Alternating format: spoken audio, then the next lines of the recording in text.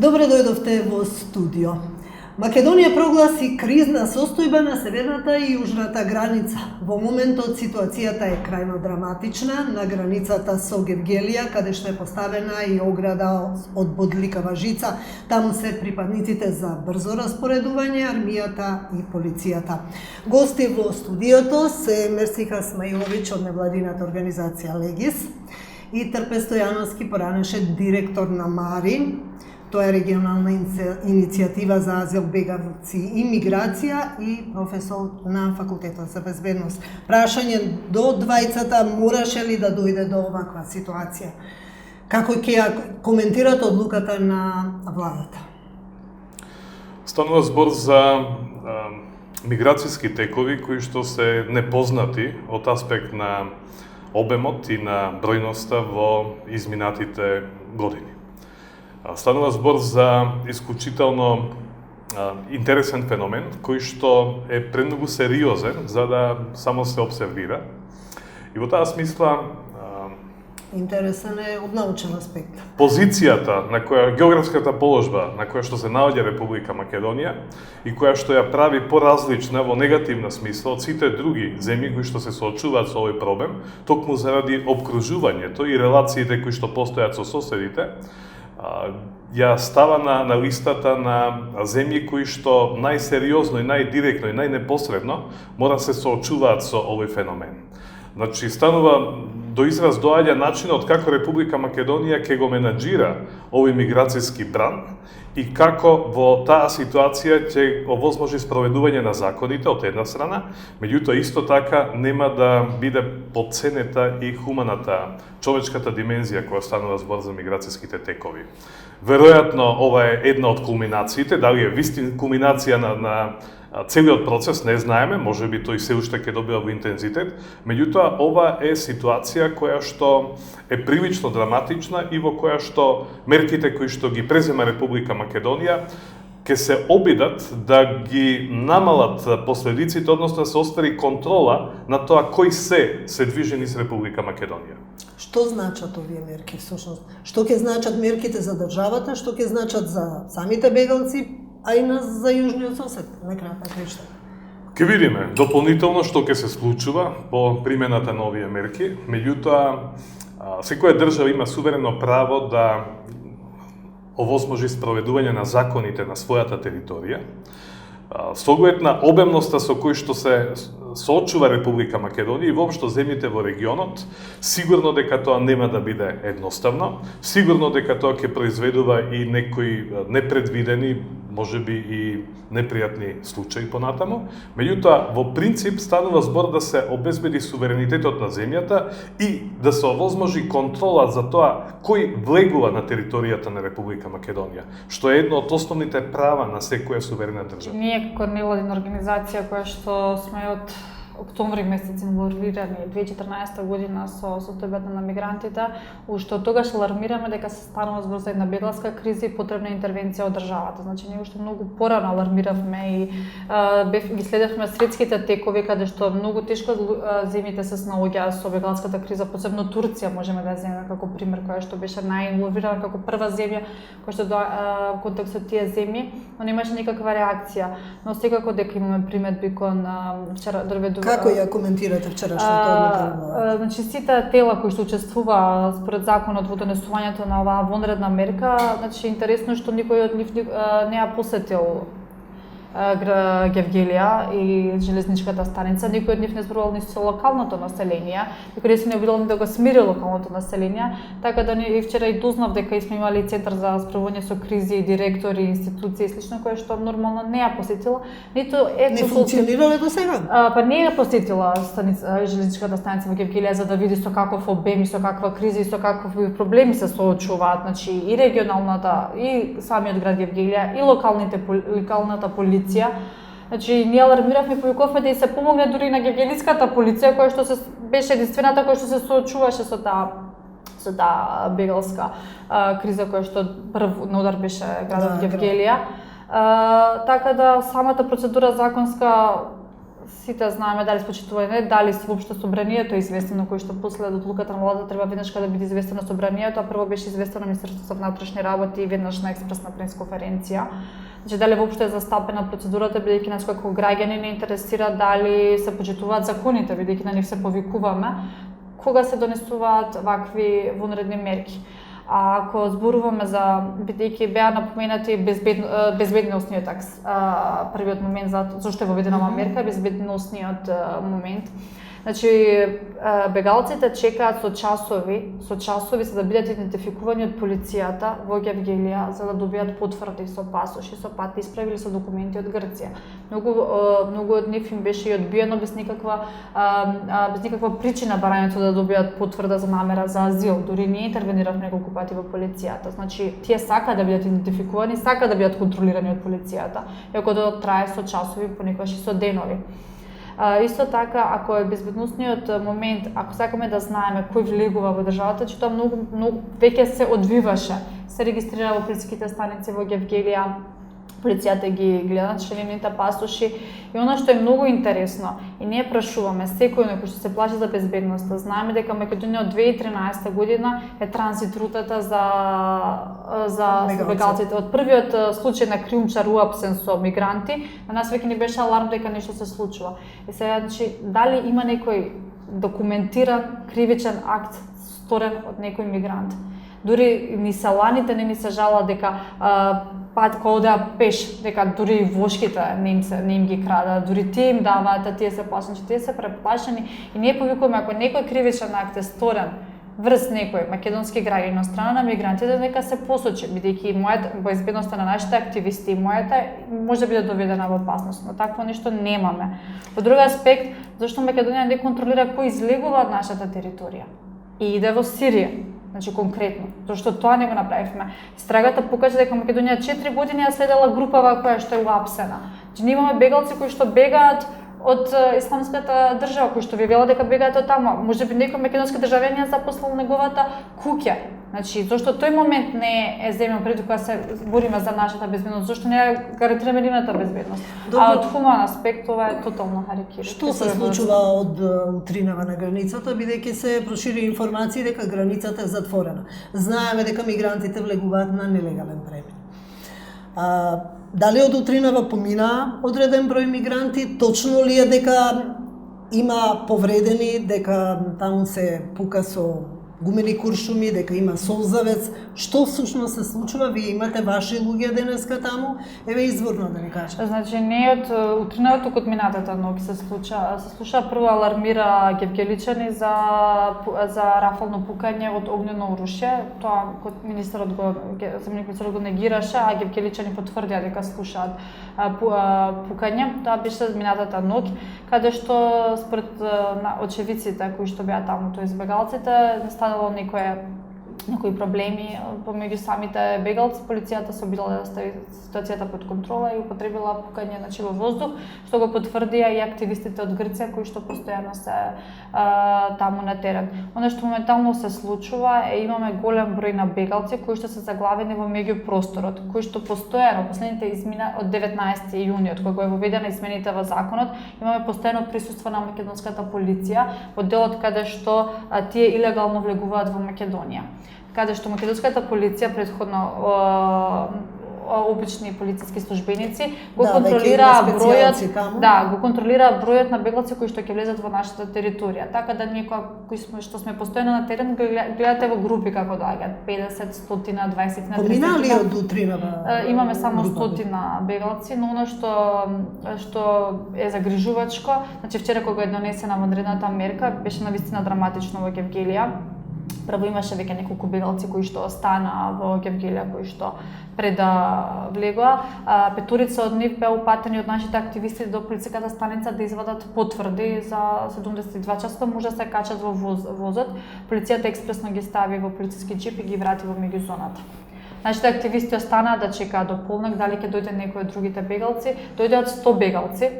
Како што кажа професорот, за жал сега почнува да цвета криминалот повторно, значи легализирање на повторно мижење пред една многу лоша ситуација, тоа се криумчарите, кои што некој начин успеа да дојдат во 3 часот по полнок во Гевгелија. Значи не беа пуштени полицијата, туку дојдени се на некој друг начин и во Гевгелија на станицата. Нашите активисти веднаш кога притрчаа да им дадат храна, вода и да ги прашаат како дошле, што се случува, дојде полициски камион. Специјалците на Брутале, значи не употребија сила да ги тепа, туку на со сила ги внесоа во камионот и притоа вреѓајќи ги. Нашите активисти ги знаат точно полициските службеници, ние ќе се обратиме до официјалните лица во Министерството на внатрешни работи, каде што беа навредувани на нивната верска основа и беа ставени во камионот и повторно вратени во меѓузоната. Сликата беше драматична, децата плачеа, жените плачеа во 3 часот по полнок. Тие велеа на англиски јазик, ние не сме животни, зашто вака не третирате, и повторно вратени во меѓузоната. И истата Голгота ја поминуваат. Истата Голгота ја поминуваат и сликите денеска си имавме прилика да ги видиме. Драматично е. Доктори без граници веќе имаат извештај, медицински извештај во кој што вела дека имаме 10 повредени сирици од воздушната граната, околу 15 деца кои што се жалат на задушување од гасот и имаме 3 повредени од гумени куршуми. Професоре, како ќе објасните ваквиот начин на бранење на државата? Значи, државата велите мора да ја брани својата безбедност. Интегритетот Како на државата. интегритетот, да. И знаете, станува збор за миграцијски бранови кои што се во голем број, во голем обем. Во огромен. Станува во огромен. И секако дека е тоа нов предизвик кој што и понатаму ќе создава потешкоти. Кога сакате да воспоставите некои стандарди, мерки, активности, какви и да се тие, во однос на ситуација која претходно не била контролирана доволно или било возможено многу полиберално движење на мигрантите, на бегалците и надвор од граничните премини, тука веќе се соочувате со механизми кои што треба да ги инсталирате. И кога ги применувате тие мерки, веројатно намерата на мигрантите е да ја остварат својата цел, да влезат, да продолжат понатаму до некоја своја дестинација. Од друга страна, имате државни структури кои што имаат задача да спроведуваат конкретни мерки. Така што во самиот пристап постои една спротивставеност помеѓу потребите на мигрантите и задачата, односно мерките кои што ги имаат полициските службеници, конкретно службите за безбедност, да ги спроведуваат на граничната линија. Значи, мора да се појасни дека не може до бесконечност да се прави потпора во смисла на неможност на преминување на границата. И мислам дека треба да се прави многу јасна разлика помеѓу некои од написите во медиумите, дека границата не е затворена. Тоа е клучна разлика, дека границата само се контролира, се обезбедува, бидејќи од друга страна што ќе се случи ако секој може на било кое место да ја поминува границата со најразлични мотиви или потреби. И тоа го немате никаде во ниту една сериозна држава во светот денес. Од таа причина е легитимно право на државата да воспоставува механизми кои што се темелат на законски стандарди, на законски основи, и ако некој ги прекршува тие основи, следи одговорност вклучително и за полициските службеници ако не постапуваат законски, ако прават други деликти во тој момент, или уште повеќе ако не соодветно се применува присилата. Но од друга страна, оние кои што имаат намера илегално да поминуваат, треба да знаат дека тоа не може да го прават на тој начин. Државата има позиции, тоа се граничните премини, каде што може да се помине државната граница. Државата не ги пушта на легалните премини, дека сите поминуваат, сите до сега безусловно. Во овој разговор малку повеќе одиме со хипотетички поставки.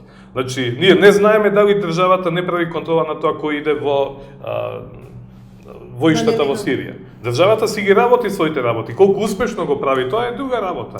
Јас не сакам да бидам ничи адвокат, но тоа се задачи кои што стојат пред секој субјект. Да. И нормално е невладиниот сектор да да укажува на потреба од поголема солидарност, на хуманата димензија. И тоа е многу добро што се потврди во изминатиот период во Република Македонија. И тоа партнерство за кое што слушаме дека постои и помеѓу невладиниот сектор и помеѓу државните институции треба и понатаму да се негува и да се развива и да продолжува. Зошто дури сега државата реагира? Значи, кризата е веќе интензивна во последните 2 години, последната особено. Значи, Не, сакам да расчистиме. Дали станува збор за некој притисок на државата кон Европската Унија за да испрати повеќе финансиски средства? Еве имам тука забележано дека до сега нешто повеќе од 90.000 евра хуманитарна помош сме добиле за бегалската криза, а се тврди дека бегалците ја чина државата 800.000 евра месечно. Дали станува збор за притисок за да добијат хуманитарна помош? Дали станува збор да се сврти вниманието на меѓународната јавност или пак да се сврти вниманието од собствените проблеми, од собствената политичка криза, како што велат скептиците, да кажем? Значи, или на вистина се сака да се реши проблемот? Хипотетички поставените прашања поттикнуваат на хипотетички одговори. Значи, јас би го коментирал првиот дел од вашето прашање. Дали на овој начин Република Македонија сака да го привлече вниманието на, условно кажано, Европската Унија или на другите партнери од меѓународната заедница? Тоа е легитимно право на секоја земја, вклучително и на Република Македонија. И тоа не да го привлече вниманието, но сметам дека треба реално да се презентираат состојбите. За да се разберат на местата кај што се носат одлуки. И ако тоа е цел, за мене тоа сосема легитимна цел. Дали е некоја друга цел? Прашувам за начинот на кој што се прави сега ова. Значи, јас тргнувам од тоа дека во овој момент Република Македонија треба да изгради механизми со кои што ќе ја гарантира пред се својата безбедност, безбедноста на својата земја и на своите граѓани. И тоа треба да биде клучно. Ако има некои зацкриени намери понатаму, тогаш секој оној што носи одлуки треба да биде подготвен и за, ако користи дволичност, да биде подготвен и да сноси одговорност за таа дволичност. Но во овој момент станува збор за илјадници граѓани кои што се движат на територијата на Република Македонија и сосема се согласувам дека тие текови можеа да се воочат порано. Не е ова состојба што денес ја сретнуваме и не изненадува. Таа постои повеќе години наназад. Последнава година е всушност кулминацијата на ова што се случува и тоа може да се види, бидејќи ние и сега можеме да претпоставиме аналитички преку тековите што миграцијските бранови што се случуваат во Турција, пред Турција, во источните земји, во Африка и понатаму преку Грција, кон Европа, да, може да се проценат работите и може да се, ако ништо друго, берем да се имаат како аргументи во носењето на некои идни одлуки. Кога се носе одлуките и претходно со законот, тоа е многу хуман закон. Меѓутоа треба да се измери колку од тие одлуки пак влијаја да бидат фактор на привлекување и главниот коридор да продолжува низ Република Македонија. А зошто тоа не се случува во однос на некои други земји кои што се на иста географска широчина и така натаму. Така што тоа се моменти кои што паметните држави ги анализираат и ги вградуваат во своите одлуки. Ова што сега се случува, мене ми наликува повеќе на моментално реагирање на состојбите со краткорочен ефект или со неизвесен ефект во однос на позитивните исчекори или позитивните последици. Меѓутоа, станува збор за глобален проблем. Република Македонија е мала земја која што е зафатена. И прашањето е сега како сето ова, почитувајќи ја хуманата димензија, бидејќи тоа се луѓе кои што некој им ја разрушил државата. Станува збор за повеќе од 4 милиони сирици кои што се веќе надвор од својата земја. И тој број ќе продолжи да се зголемува. Афганистан, другите земји кај што се случуваат воишта, имаат легитимно право и меѓународното право ја препознава нивната заштита и државите се должни да им ја остварат таа заштита. Меѓутоа, сето тоа е прилично измешано во прилично збунувачки контекст, кај што немате единствена политика кон која што земјите од регионот, вклучително и Македонија, ќе може да се приклонат и гледаме како парцијално се носат решенија кои што не гарантираат успех или исход. Од друга страна, кога станува збор за глобален проблем, Македонија не треба да има преголеми очекувања дека ќе добие помош од некаде. Убаво е да има помош, убаво е да се поттикне, да се Грција прати. веќе доби некаде околу 400 Меѓутоа, не заборавајте, позицијата на Македонија е прилично хендикепирана бидејќи Грција е членка на Европската унија. Сите земји членки на Европската унија се дел од здруженијето, од организацијата која што на прилично добар и приоритетен начин ги поставува параметрите и вклучително и обезбедување помош. Да не заборавиме дека Европската унија и агенцијата Frontex и другите агенции се присутни во Грција, меѓутоа тие се присутни на жешките места, жаречките места, а тие се оние на границата со Турција или на островите во Грција. Северниот дел на Грција или границата со Република Македонија, Грција и не ја третира како приоритет во однос на ова прашање, а за Република Македонија тоа е прашање од највисок приоритет. Сега, тие различни позиции диктираат и различни одлуки. Со оглед на тоа дека и другите земји, Британија и Франција, веќе си најдоа механизми, се надметуваат меѓу себе кој како и колку ќе прими од мигрантите, мислам дека Македонија нема стратегија или со време не го направи тоа. Како ќе се справи побезболно со Не е ни битно колку може да прими, битно колку тие сакаат да останат. Овде станува збор за глобална стратегија. Не за Македонија, мислам, зборам за Македонија сама и не може да има стратегија во однос на глобален светски предизвик. Но прашањето е што Европа нема стратегија.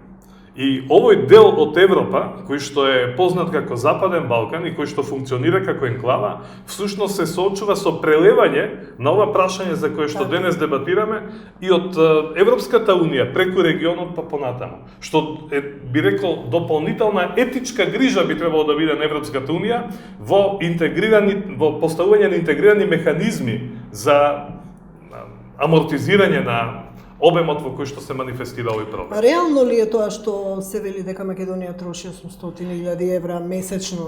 Како ги троши? Тоа се ресурси, веројатно полиција и не знам, тоалети се поставени таму за кои што вела дека не. КЦР се поставени тоалети. Да.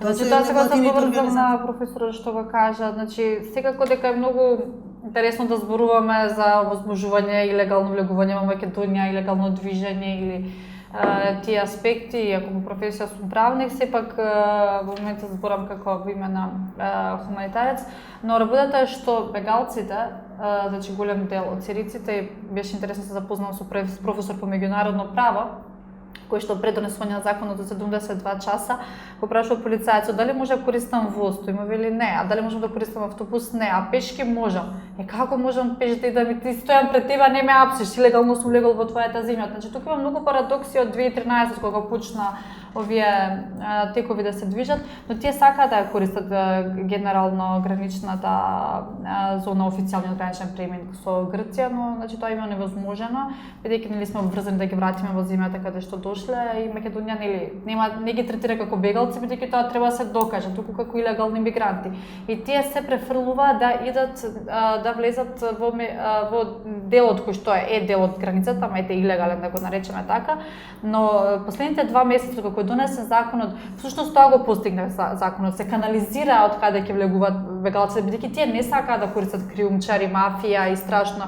Значи 2 месеци успешно ја се спречи криумчирањето, се спречи мафијата која што ги напаѓаше и ги ограбуваше. Туку едноставно има еден безбедносен коридор да поминат, ја користеа пругата, полицијата ги чека кај пругата, ги пропушта во одредени групи, така да успеавме многу кривични дела да спречиме во тој аспект и да им обезбедиме безбедност на секое тело. Да, Македонија е обврзана со своите закони да го штити суверенитетот, но Македонија е обврзана и со меѓународни конвенции, меѓународно хуманитарно право кое што постои. И на секој човек на планетата Земја му е го се гарантирано правото на живот. Во моментот, во последниве 2 дена тоа што се случува, имаме меѓународни конвенции за деца, за бремени жени, за инвалиди, кои што Македонија е потпишана и обврзана да ги почитува. Во моментот во меѓузоната сите тие можни конвенции се прекршени, дури и нашето право е прекршено за користење на такви мерки за да смирите вие толпа. Постојат други механизми каде што се излеваат пари во буџетот на обуки, на специјални мерки, програми како да се обучи полицијата да се снаоѓа со толпата. Оно што вие го спомнавте, да, значи навистина за подценување финансиската помош која добивме од Европска унија беше насочена само на Црвениот крст. 90.000 евра за справување со бегалската криза е премногу малце, за посебно ние што сме на терен. Но оно што го кажа исто и професорот, јас ќе доврзам бегалската криза ја спаси солидарноста на граѓаните во Република Македонија. Значи граѓаните масовно се солидаризираа и тоа е навистина прекрасен пример, без разлика на вера, нација или не знам какви политички определби. Сите бевме во едно тело формирани како да им помогнеме на бегалците во справување со оваа криза. Но во однос на трошењето на буџетот, значи она што можеме да го кажем дека единственото што ние можеме видливо на терен да го видиме трошење на буџетските пари е можеби дневниците за полицајците кои што остануваат или во долгите ноќи, додатни полициски единици распределени на додатни некои места, а додека целото беше покриено од меѓународните, од УНХЦР, целата криза покриена, од невладините организации, од граѓаните, така да дневно доставуваме по 3000 пакети на Гевгелија и на Табановце и сето тоа е од страна на донацијата, не од интервенција на државата. Но верувам дека си имаат некоја своја интерна пресметка за како дошло до трошење на парите, но многу е битно да се знае дека бегалците оставаат многу голем број на пари во Македонија. Јас не памтам кога последен пат сум се возела во воз. На железници секој ден се влеваат 15.000 до 20.000 евра од купување на билети. Билетот е поскапен, од минатата недела 10 евра е билетот од Гевгелија Табановца, беше 338 денари, сега е сколемена 10 евра. 600 денари како округло некоја сума. Железници, значи ова е голем еден плюс во буџетот на железници, плюс на Македонија, купуваат храна во Гевгелија, купуваат мобилни телефони, купуваат сим картички, кои користат хотелите, кои имаат документи, се возат со такси од Гевгелија до Табановце, такси тоа е 100 евра, користат, ако има место во автобусите, 15 евра. Значи, српскиот министер беше многу интересен, зашто да ни сметаат бегалците кога тие ни се на нас туристи. Значи Србија го има многу поголемиот проблем, а тоа што Македонија геополитичката ситуација на Македонија е најповолна во сите земји на европскиот континент, бидејќи во Македонија тие очајно сакаат да ја напуштат Македонија. Гледаме скокаат преку прозори во возовите само да ја напуштат Македонија. Еден мигрант според нашата некоја проценка се задржува најдолго 6 часа во Македонија. Значи тие очајно сакаат да ја напуштат Македонија да го продолжат својот пат. Во Србија моментално имаме 30.000 бегалци, кај нив е поголемиот проблем. Они имаат 8 кампови за бегалци. Тоа е навистина голема трошковна ставка во нивниот буџет. Во Македонија немаме камп, Избегова е празен. Центарот за азил е празен, имаме само 4 бегалци, од кои двајца се родителите на афганистанци од кои што го удри струја во Гевгелија, и Газибаба е празна.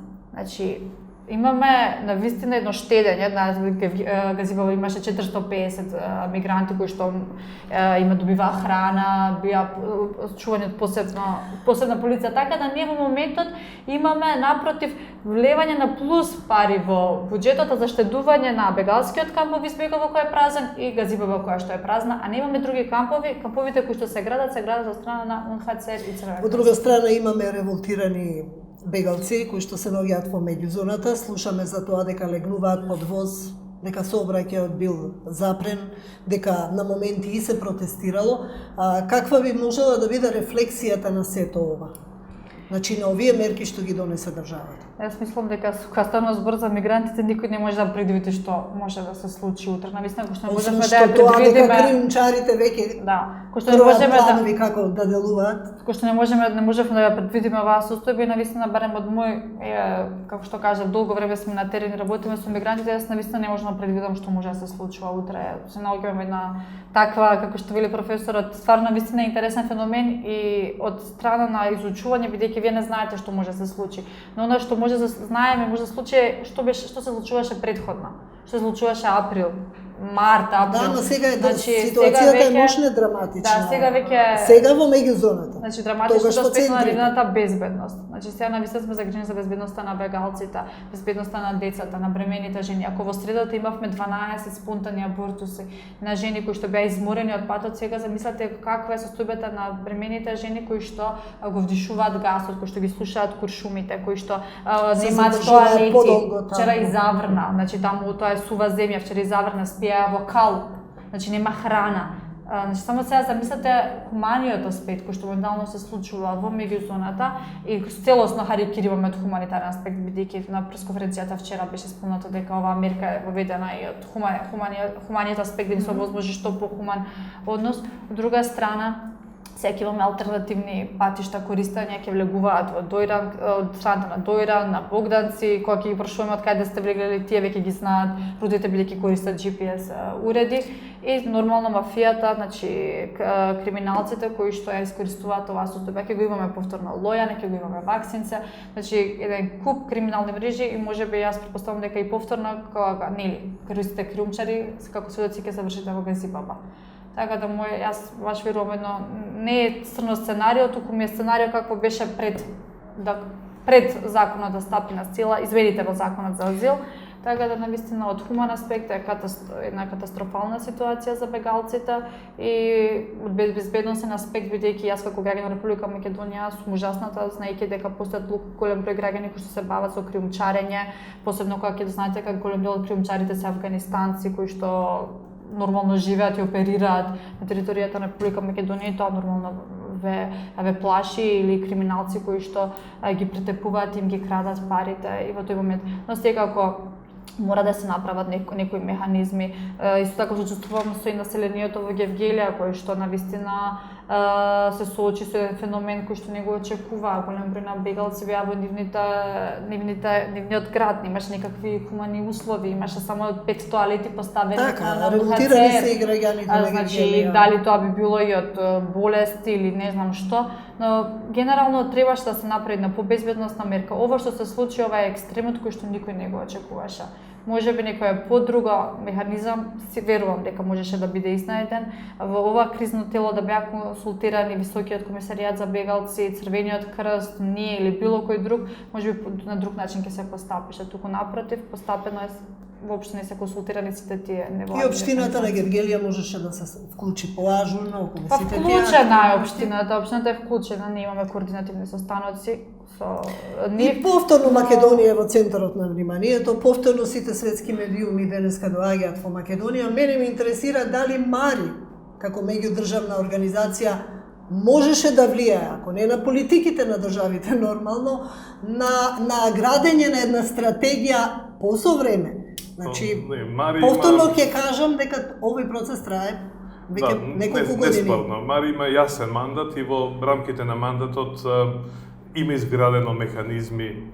Ова е многу поголем проблем од тоној кој што може да го решава некоја регионална организација. Што треба дека па и во претходните разговори со вас разговаравме каде што значи од регионален аспект прашањето на миграцијата секогаш е препознаено како едно од важните, говорам во документите. Меѓутоа проблем е што во изминатите години до неодамна Европската комисија немаше механизми или едноставно не постоева механизми со кои што ќе може да се влие на регионалната димензија, особено на состојбите во Западниот Балкан, кога се во прашање миграцијските текови. Така што тоа прашање буквално многу јасно беше кажано од еден бирократ на Европската Унија во 2011 година дека прашањето на миграцијата не е приоритет за Европската Унија. Така што, кога имате различни диагнози, имате состојба каква што реално постои денес.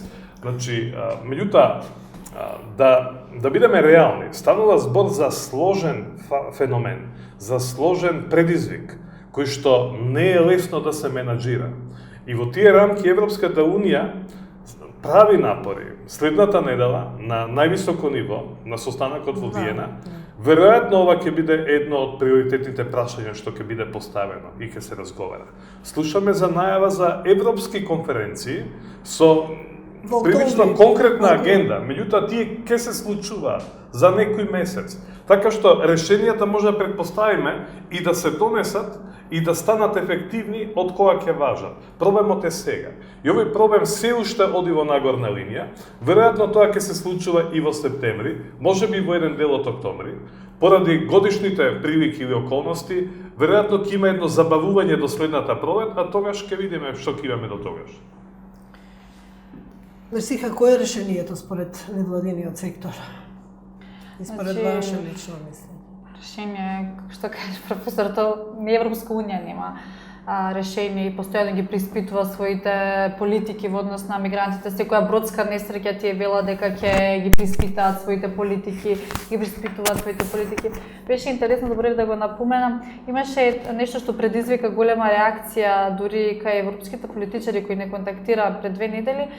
Може би ви забележавте на нашиот профил, ставивме едно дете, 4-годишно дете кое што родителите го носеа во турба за немаше екстремитетите, немаше дланки и ноза, стори се работеше за некој генетички проблем и го носеа во турба за залишта, да. Полицијата веднаш му издаде потврда, не чекаше толпата и неговото помало братче 9 месеци беше исто така со таква болест соочена. Но за жал, иако во таква состојба беа, и тој ден имаше и други такви деца, кои што некои од нив беа погодени од шрапнел бомби, па беа со оштетени екстремитети, мора да го продолжат тој коридор. И ние тоа го објавивме на нашиот Facebook профил и во тој ден беше интересно што имаше многу германски медиуми кои што ги снима тие деца, ги снима и нашите активисти. И веднаш на нашиот мејл не контактира многу европски политичари кои што бараа каде е тоа бебе и каде е тоа дете, затоа што тие сметат дека нивната приказна може да биде употребена за да се смени политиката на Европската унија барем кон сириците. Че за сириците мора да се обезбеди некој посебен безбедносен коридор, бидејќи тие се во моментот соочени со војна и во моментот имаме толку многу повредени сирици, толку ранувани сирици и тие ги бара како семејства сочените примери за да се обидат да ја сменат политиката. Така да ако политичарите во Европска унија кои што веќе се соочуваат со бегалските кризи од 2012, 2011, Медитеранот и слично, немаат решение, не можеме ни ние да очекуваме некое решение. Но она што ние можеме како Македонија, како мала земја, да го понудиме е безбеден транзит, тоа што се случуваше последниве денови, безбеден транзит на бегалците низ Македонија. Значи, ние се наоѓаме во најповолната ситуација. Македонија се напушта за 3 часа со воз, за 2 часа со такси превоз. Нормално. Спомнувавте и повеќе возови да се вклучат? Да, значи нормално има и механизми како да се ограничи бројот, да се намали, да им се понуди, но тие луѓе седат повеќе од 3 до 4 часа. Тука немате ни поголема можност да ви им понудите поголеми хумани услови, бидејќи нема потреба, тие веднаш заминуваат. Но ова што се случува никако не е решение. Напротив, ова е голем проблем, ова е зголемувањето на проблемот, но Македонија се наоѓа само како транзит земја и Србија веќе 2 години го има законот за 72 часа и ние постојано повикувавме да се земе искуството на Србија како тие се снаоѓаат. И оно што го видовме беше интересно, премиерот на Србија кој што отиде во Белградскиот парк и ги посети бегалците, се ракуваше со нив, значи збореше со нив и Добро, тука малку и политичка пропаганда. Не може да биде политичка пропаганда кога населението не ги сака мигрантите, така да не има некој плюс политички проблем да отидат поен за да отидат да зборувате со нив. Човечки. Значи јас не можам да го оценам како плюс политика, бидејќи знам дека и во Србија не се толку многу одушевени од бегалците кои што доаѓаат. Сакам да кажам дека потребна да има стратегија и потребно да се постави ред и да се грижи пред се за безбедноста на Република Македонија, но не сме да се заборави хуманиот аспект и конвенциите на кои што е врзана Македонија со меѓународните конвенции и Македонија не сме да биде повторно црната дамка. Amnesty International ја оцени Македонија во својот извештај како небезбедна земја за бегалците. Така да со ова што се случува денеска, напротив, ние уште тоа повеќе ќе го докажеме. Значи, нашата безбедност пред се на прво место сум. Значи, јас сум граѓанин на Република Македонија и имам и семејство тука, и нормално и се грижам безбедноста на сите останати, но значи прекумерната употреба на сила и ова што моментално се случува во меѓузоната е за целосна осуда од нас. Добро, значи на крајот малку агресивно делуваат тие специјалци. Тоа им е задача. Тие се формирани со таа цел, со таа задача. Така што малку е драматично психолошката порака е една работа, а прекумерна сила не значи психолошката порака дека тие се опремени и делуваат застрашувачки. Делуваат и малку се научени да делуваат. Полицијата има своји задачи, таа не може да ги решава со апели, таа мора да ги решава со комуникација и со мерки кога е потребно да преземе. И тоа мерки кои што ќе бидат соодветни на заканата, односно на на силата која што нелегитимно ја манифестира некој друг. Станува збор за посебна чувствителна категорија на луѓе, бегалците, и спрема нив целосно се согласувам дека треба да се манифестира и посебна обука, посебен тренинг кој што го слушнавме и дека постои тие позитивни примери на партнерство со невладиниот сектор и полицијата и другите државни институции треба да се промовираат. Потоа, сето она што го направија граѓаните на Република Македонија во изминатиот период како дополнителна грижа, што е човечки, разбирливо спрема мигрантите, и тоа треба да се презентира при извештаите на Амнести и на другите меѓународни организации да бидат пореални кога ќе се говори за Македонија каква е и што се може да понуди или какви загрозувања може да имаат луѓето кога минуваат низ Македонија.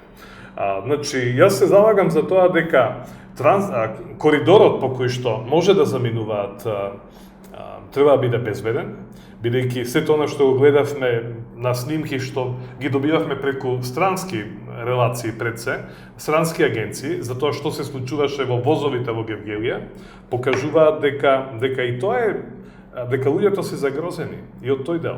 29 прегазени мигранти од воз.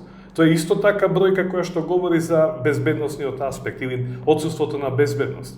Така што, ако оваа мерка се однесува и на градење стандарди со кои што ќе се овозможи безбедно заминување преку Република Македонија, треба да биде поддржана.